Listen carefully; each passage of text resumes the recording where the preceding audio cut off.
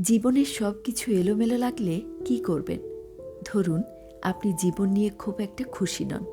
মনে হচ্ছে কোথাও আটকে আছেন। কি করবেন তখন?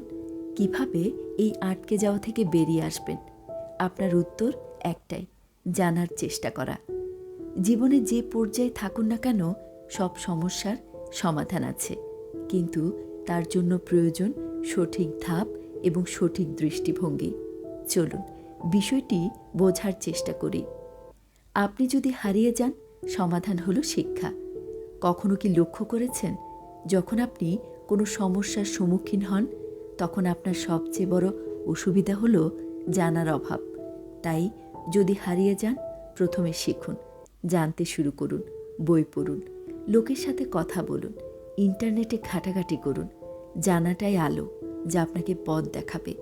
আপনি যদি শিখে যান, সমাধান হলো কাজে নামা। জ্ঞান যদি শুধু মস্তিষ্কেই থাকে, তবে তা মূল্যহীন।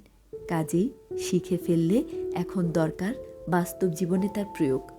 শুধু পরিকল্পনা করে বসে থাকলে হবে না, এক পা সামনে বাড়াতে হবে। আপনি যদি কাজ শুরু করেন, সমাধান হলো লেগে থাকা। শুরু করা সহজ, কিন্তু মাঝপথে হাল ছেড়ে দেওয়া সহজতর। এটাই সবচেয়ে বড় ভুল। কাজ করুন ধৈর্য ধরে। মনে রাখবেন, সফলতা তাদেরই ধরা দেয় যারা শেষ পর্যন্ত টিকে থাকে।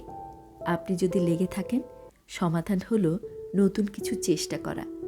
যদি দেখেন পুরনো পথে কাজ হচ্ছে না, তাহলে নতুন পথ খুঁজুন। আপনার চারপাশে তাকান, পরিস্থিতি বুঝুন, নতুন কিছু করার সাহস অর্জন করুন। জীবনটা আসলে এক দীর্ঘ পরীক্ষার মতো, যেখানে প্রতিটি ধাপের জন্য আলাদা সমাধান আছে। হারিয়ে গেলে জানতে হবে, শিখে গেলে কাজে নামতে হবে, কাজ শুরু করলে লেগে থাকতে হবে।